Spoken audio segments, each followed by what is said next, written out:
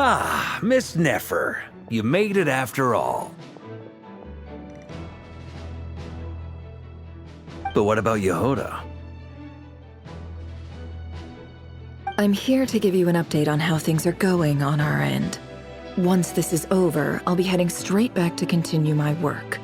I left Yehoda back at the Curatorium to watch over things while I'm gone.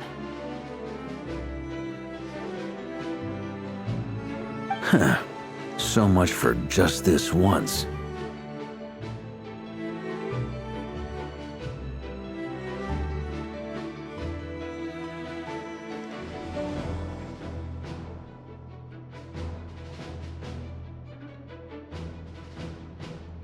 Shh!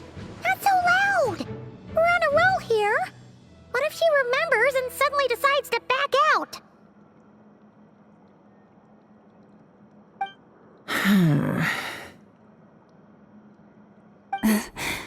Did you say something, Mr. Varka? Huh? I didn't say anything. Right, Flint's? Must have been a frog. They get so noisy around here at nighttime. It's like they're putting on a concert in the background.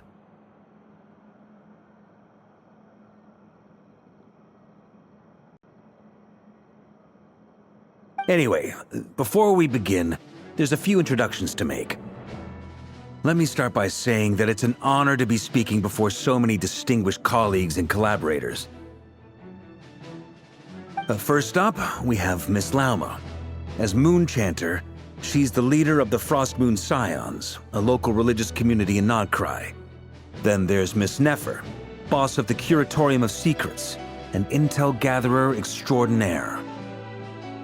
Nefer is leading the investigation into Rerer's background, assisted by Yehoda and Lauma. From the little I've heard, they're making some great progress. Over here, we have Mr. Flint's, a ratnik and guardian of the abandoned lighthouse. In our last operation, he courageously distracted the wild hunt to buy time for the rest of us. For those of you who've never met, this is Mr. Albedo, a renowned alchemist and captain of the Knights of Favonius investigation team. By his side is a new face for us all, myself included, Mr. Durin, who has come to lend his aid. Next up, we have the Moon Maiden and former Fatui Harbinger, Miss Columbina. Then we have the Traveler, who's earned more titles than I could possibly hope to list out, so I'll spare you the rundown. And Paimon, the ultimate travel companion and quite possibly the best guide in all of Tevat. Wow! That's a lot of people! Great turnout! Miss Nefer, it looks like you might have another job coming your way, so, congratulations on the booming business, I guess. You think I haven't got enough on my hands as it is? Who's looking for me now? That would be me, Miss Nefer. I have a commission for you. And you are? Who I am doesn't matter right now. What does matter is that I'd like you to gather more intelligence about the Recher of Solnari.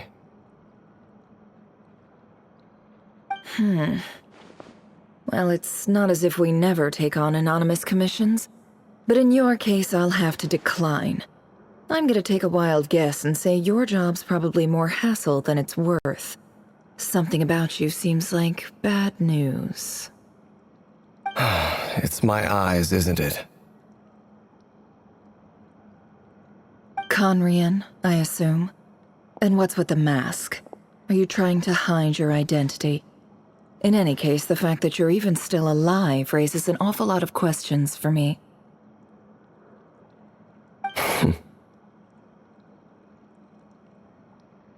My name is Dainsleif, and yes, I am from Conria. As I'm sure you're aware, the Recher of Solnari's real name is Rerir. He was once an acquaintance of mine. Really? Then you must have been quite an influential figure yourself. You flatter me, but none of that matters anymore. My point was simply to clarify why I have asked Miss Nefer to investigate Rerir's background. So you're both from Conria, and it sounds like you used to be friends. What am I missing here? Surely you already know how he became one of the Five Sinners.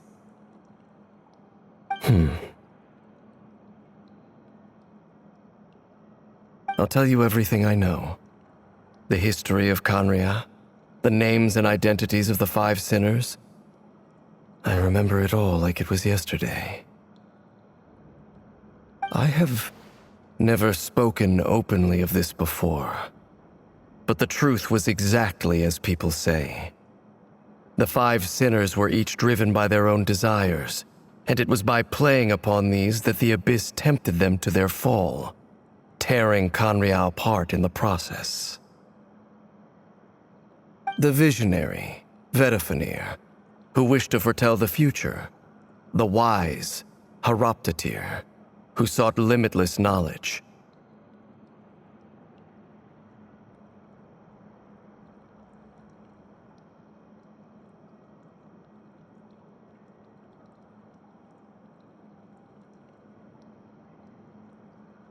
Gold, Rhindaughter, who desired to create life. The foul, Sertologi, who pursued supreme strength. And last, but not least, Rehyr of Solnari, Rerir, Ravager of the Moon.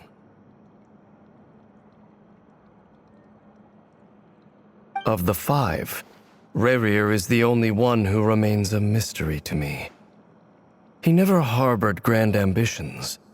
So what changed in the space of a single night? How did he come to fall like the others?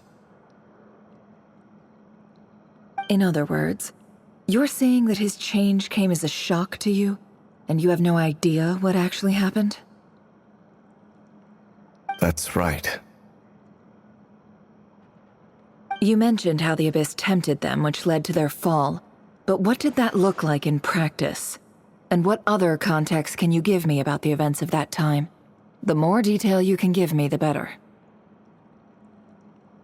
Strangely, now that it comes to it, I hardly know where to begin. The fateful night took place during the era of the Eclipse Dynasty. One day, my elder brother, the visionary, Vedifenir, was summoned to the palace by the Vinster King, only for the king to gouge out his eyes and cast him into the dungeons. When I came to hear of this, my fury knew no bounds. I gathered together every ally I thought I had, and together, we set a night to storm the palace and free Ved. Centuries on, the memories of that night still haunt me like a never-ending nightmare. We broke through the palace gates, just like we had planned, each striking towards our separate targets. But then, I was betrayed. Even Vedifenir, the very person I had come to rescue, abandoned me and partook of the Abyss's power.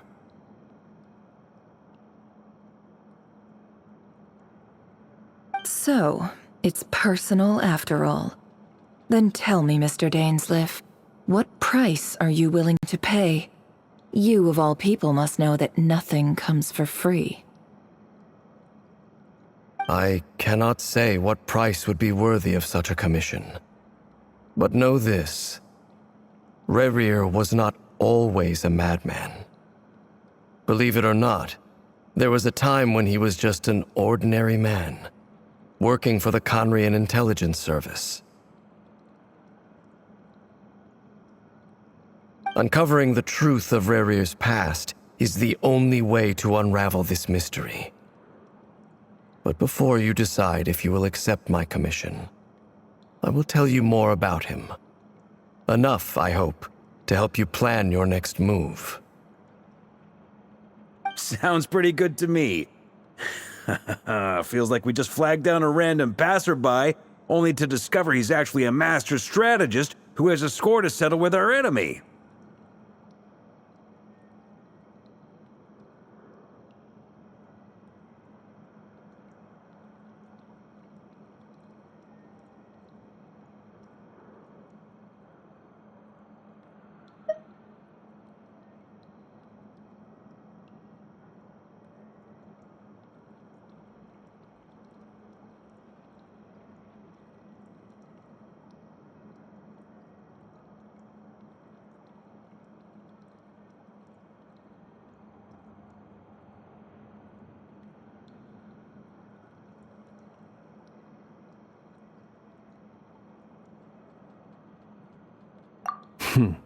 Can I borrow your halo?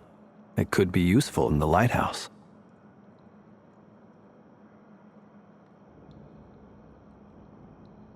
Hey, enough with the wisecracks! Besides, isn't that lamp of yours bright enough already?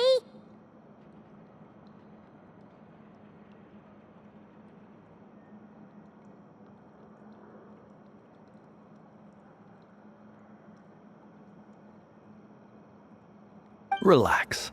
It was meant to be a compliment. If that was a little over the top for your liking, I'll make sure to tone it down next time. I'll give your proposal some serious thought, Mr. Dainsleif. Let's speak in private once the meeting is over. Before that, there's a few things I'd like to share.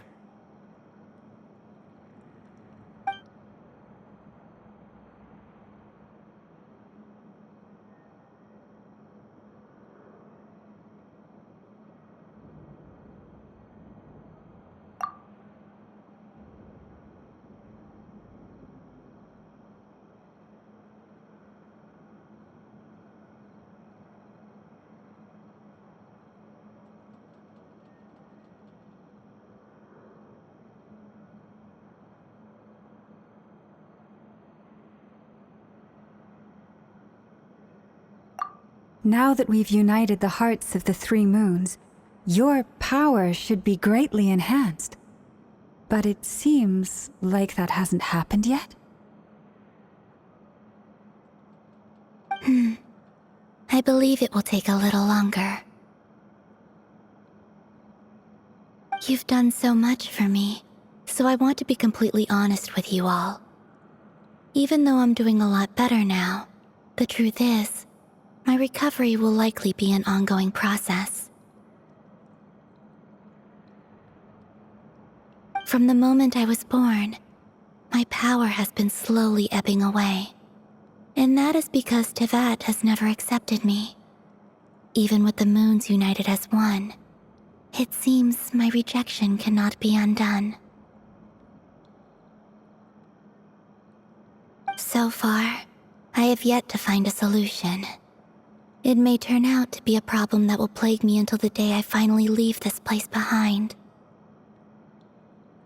Even so, I will do everything in my power to help you drive out the Reihir of Solnari. As Arlecchino put it, this is not about chasing the spoils of victory. It's just a gesture of heartfelt gratitude.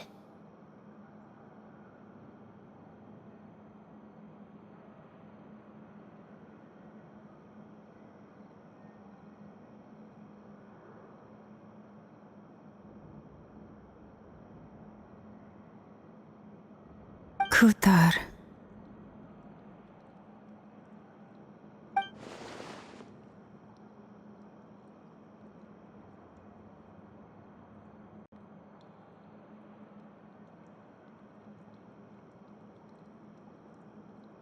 Defeating the Reihir of Solnari will be no easy task.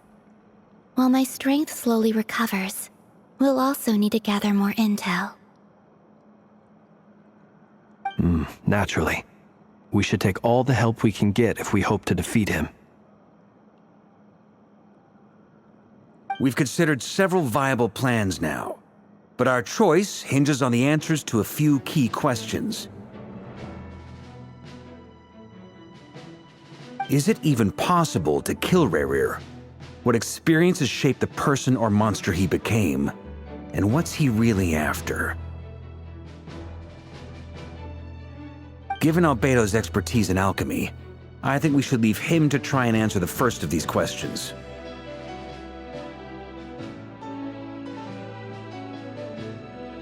Understood. As for the other two, I'm afraid we'll have to count on you again, Miss Nefer. Believe me when I say it's not my wish to burden you. But right now, relying on your skills is our only option. So you're placing all your hopes on me, huh?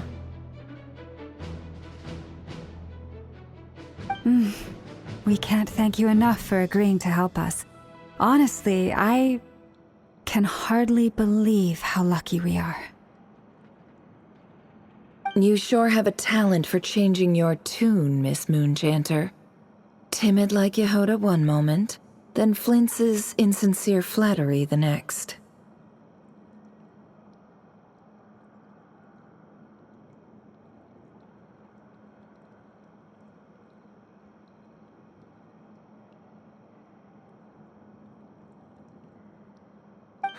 Ladies, please. I must object to your portrayal of me. That's all. Feel free to keep bickering. Just pretend I'm not here. I almost don't want to leave this room. I'm curious to see how this plays out.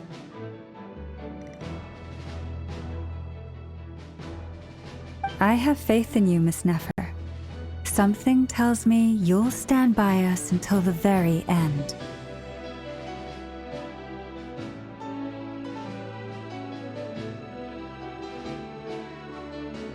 Oh? And what makes you so sure of that? What if I suddenly decide that my compensation is insufficient?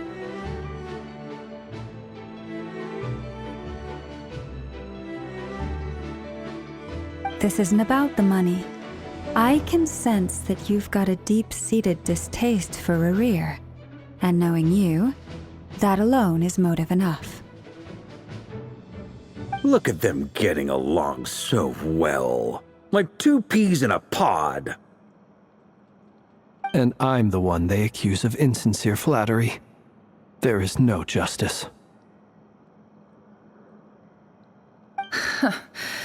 Miss Lauma, you have to understand something. Unlike you, I don't actually enjoy having everyone's hopes on my shoulders.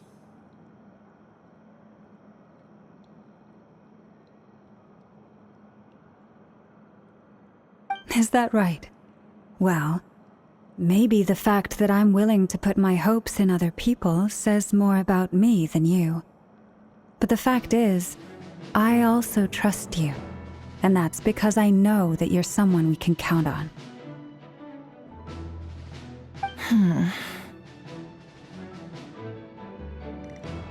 Anyway, we've got our plan, so let's get moving.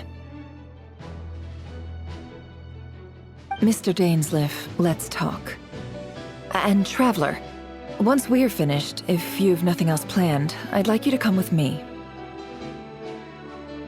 This whole experience is teaching me a lot. For instance, I now know that when other issues come up in the future, I'll have far more luck getting Lauma to convince Miss Nefer than trying to do it myself. Hate to say it, friend, but that's one of the funniest things I've heard in a while. Why? You think I've got it wrong? Quite the opposite. But what makes it so hilarious is how long it's taken you to realize.